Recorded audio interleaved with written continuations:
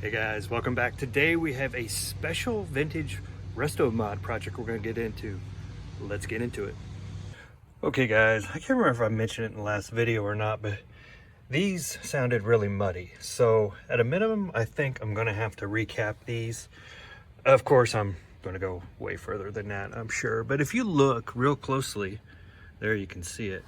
These are like cloth surrounds. I don't believe these are foam. Let me see if I can get in there and look. Check it out. I mean, that's kind of cool, isn't it? Now, people will say these Parallax speakers, easy for me to say, are junk or were just terrible speakers back in the day. But the cabinets are in great shape. The woofer looks like it's in pretty great shape. The mids, they need to go. That looks like something out of a 70s tape player or something. And then the tweeter. The tweeter, that's kind of a standard tweeter, I think, of the era, I'll call it, is a larger paper cone tweeter. That definitely could use an upgrade. I don't know, we'll see what we get into. But I first wanted to show you some of the differences. These are bolts that hold the speakers in. Normally these days there's going to be screws with like a hex head or even a Phillips head or something like that. So I want to see like what's inside here. Obviously I need to get in and check the capacitors and stuff and the crossover. I don't know if is it going to have a first order crossover where it just has a crossover on the speaker itself, on the driver itself, or is there some kind of other crossover in here, maybe a second order. I don't know if they did that in the 70s. When I started getting into this, I was in 4th grade, believe it or not, and I bought a book, and I'll go get that in a minute and show you. And at the local hardware store, which had like a mini Radio Shack in it, it was a small town, and it was a book by David B. Weems, who was the speaker guy at the time, I think, at least the author wise. And I learned quite a bit about this way back in the day. Most of it I didn't understand at the time, but I learned quite a bit. Even made one for a science fair project. Okay, story over. We'll talk more about that later, but let's pull this open and see what we see. Okay, no direct capacitor on the driver itself. Let's get that out of the way. So there must be a crossover in here somewhere. Ooh. Let me see if I can get that to focus. There is some fiberglass batting, very little. Oh, I don't know if you're going to be able to see that very well. It's like a strip of it. There you can see left and right sides of it. Let me maybe work on getting this woofer out, and we'll see what's in behind where the terminals connect. But I don't know if I showed you this, but that's the terminals, the old screw type terminals. The first speakers that I bought myself, I should say, had terminals like this. So this brings back a little nostalgia. So I haven't taken that off yet. I'm going to take it off from the front. Let's just go ahead and get this woofer out and see. Oh, there is some batting on the side. Sorry, I'm getting distracted. Let's see if we can see if there's anything on the tweeter. Nope, it looks like a direct wire. So we're going to trace these back and see what we can see. Is there any on this side? Oh, there is. Look. So there is some fiberglass batting in there. We'll probably go through, brace this box. But it is all 3/4. This is just kind of like a rabbit or whatever down. It is all 3/4 particle board. And the walnut veneer actually looks pretty good. I like it. Oh, and there's one other thing I want to show you. Let me get this here in your view. Check this out. The grill frames are actually real walnut. Isn't that insane? Look at that. That's not fake, guys. That is real walnut. And the grills are in great shape. Another reason why I wanted to buy it. We just need to clean them up a little bit. But there's the logo.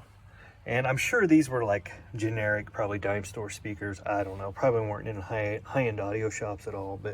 Or maybe they were just at a discounted price. But man, oh man, let's get this woofer out and see what's in behind it. Okay, guys, it's going to be tough to do this with one hand. But let's get this woofer out of here. And let's see what we got back here. Oof, sorry, it's going to be awkward for a minute. All right, there is no crossover from the terminals. And from the terminal, we're directly wired to the woofer. Oh, I think I see something in there. Let me get this out and get a little better fit. All right, there we go. From the back of the woofer, we got a little bit of rust along there. It looks like maybe not terrible shape. That magnet looks pretty weak compared to a modern one, I will say. But this is a sealed enclosure. That's another reason. Did I say that yet? Sealed enclosure, acoustic suspension, so I like it. Anyway, no crossover yet. Let's keep looking. All right, look what we have there, guys. Behind the attenuators, the L pads, we've got a couple capacitors. Let's see if we can zoom in and see what those are. I can't quite see. Can you see? Can you tell me? What is that? All right, let's go ahead and back that off, and let's go ahead and get the L pad removed. We'll get the woofer back in, the L pad removed. But real quick before we do that, I want to check something. Let's have an experiment. Hey guys, don't judge this by its look. It's really dirty. It's been in a box, and this is one of my test drivers. This is a 5 and a quarter inch. I think it's Bravox. I'm gonna need two hands to do this. I want to see if it fits in this cutout. Anyway, I bought this driver on buyout, Parts Express, back in maybe late 90s, year 2000, somewhere late 90s, I would say. And I built a bunch of speakers with these. And this is one of my favorite mid basses. And it fits perfectly in that slot. So this one's a little beat up. It's been my test one, like I said. But I've got some others. Oh man, oh man. That may be a possibility. Look at that, 5 watt, 8 ohm mid bass. Oh my goodness. Anyway, let's get this back apart. I got distracted for a second. Just wanted to show you some opportunities we have with these that could be really cool. At the end of the video, stay tuned. I'll show you where I've used this before, and we can talk about that for a minute. But right now, let's get back to work, and let's get this out, and we'll get those capacitor values and see if we can recap these. Because did I say they were really muddy? So muddy. So those are some really old electrolytic capacitors. I saw online, somebody said these came out in 77. So yeah, you're talking, going on 50-year-old capacitors in there. So let's get them out and see what we got. Okay guys, just remember we got the mid-range on this side, the high range on this side. You can see how it's labeled. So let's check our caps. This one, the high range, looks like it's a 4 microfarad. There we go, 4 microfarad. And the one on the mid-range is an 8 microfarad. So let's get our trusty book and chart, and let's see what these are crossed over at. Okay guys, here's my most prized 4th grade possession. Building Speaker Enclosures by David B. Weems. Let's dig into it and see what the chart says that these are crossed over at. Okay, looking up on page 114, we have a values of capacitance for frequency, given frequency, right? And this is probably what, I think these are called first order crossovers, right? Where there's just a single component in line. So 4, which is our tweeter, is crossed over at 5,000 hertz. And then 8, which we don't have in here, right? Oh, dang. So I'm just gonna guess, all right? Because my chart doesn't go all the way down. So the 4 UF microfarad capacitor crosses that driver at 5,000 hertz. The 8 is gonna cross this driver probably around 1,000 hertz, right? That's probably a decent guess, maybe a little bit under. So it won't let anything less than 1,000 hertz get to this driver, and it won't let anything less than 5,000 hertz get to this driver. Now let's go into our electronics storage case and see if we can find a capacitor of equal value. Guys, I'm just going to get off on a tangent for a second before I go find these capacitors, see if I have them or see if I need to order them. I built this model, my dad and I built this model way back when, I think I was in 6th grade by the time I built it, because I put it in the science fair project. But there is the crossover. And in the old days, they had what they called single order crossovers, just one component to filter the highs. They didn't try to flatten out curves as much back in the day, probably, as we do today in our speaker building. But check that crossover board out. This, you know, the thing I like the most about speakers is the nerdery behind it. I realize now that I'm, you know, in my early 50s, old, I don't necessarily like the woodworking as much. So that's why I try to find, you know, speakers at thrift stores and or Facebook Marketplace or whatever the current selling platform is, and see if I can find the cabinets that I like, the way they look, and then maybe build and experiment that way. Because I like experimenting with drivers and electronics way more than I like woodworking, which maybe, you know, maybe I need to build me like an MPCNC or something that can cut the boxes for me while I go mess with the other stuff. I don't know. It's just a thought. Maybe on the channel. Who knows? Stay tuned. Anyway, here is the crossover of what I built with my dad in the 6th grade.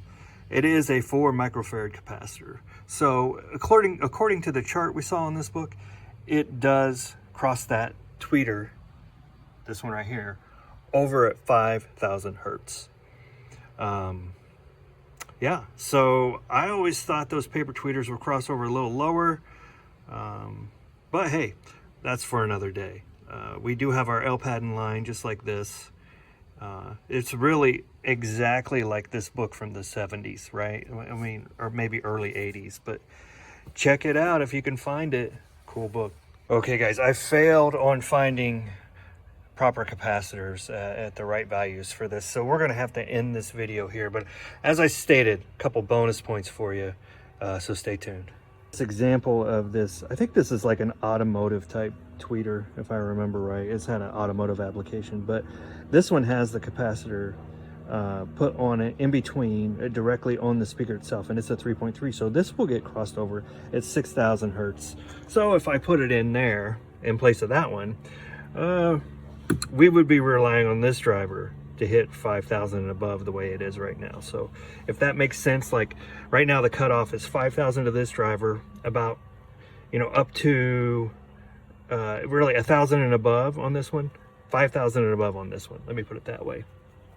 So if I were to replace it with this tweeter, we would be relying on this driver to hit between 5,000 to 6,000, if that makes sense. So as you alter these, that's kind of the nerdery you get into. One more thing here, actually 2 more things. This is one more. Let me get this out of the package and I'll show you what this is. I had these for a long time. These are replacement tweeters I bought at Parts Express a long time ago. That one, the dust cover is a little bit damaged, so we may have to take the vacuum to that, fix it. But anyway, I might experiment adding that one just to see what the sound difference is. Probably won't be much, but it'll be a fun little project to do. Now, ultimately, I'll probably put some nice silk dome or, you know, dome tweeters in here just because I really like the way those sound. More experimentation coming there, but before we get way down that road, we're going to replace these caps first before replacing any drivers and just see what sounds different. So stay tuned for that. Next bonus, let me talk about that mid-range driver I showed you. Okay guys, here is my bookshelf. I use these as my computer speakers, run off my LaPi amp these days, but these used to be my surround speakers in the home theater system I had years ago. But that is that mid-bass driver right there, and it sounds amazing. And these are just kind of cheapo Parts Express, Dayton Audio, Myler speakers, or tweeters, sorry. And that's crossover at 5,000 hertz. So I know, like, the way this sounds with a crossover of 5,000 hertz, I'm definitely dropping those babies in there. I've got, I don't know, probably a dozen of these left, maybe a little less, but that at a minimum is going in this speaker. Hey guys, that's all we have for today, just some nerdery. And we're gonna do a whole series on rebuilding these, restomodding those Parallax speakers. But man, I just love these things. Anyway guys, stay tuned. Thanks for watching. We'll see you soon.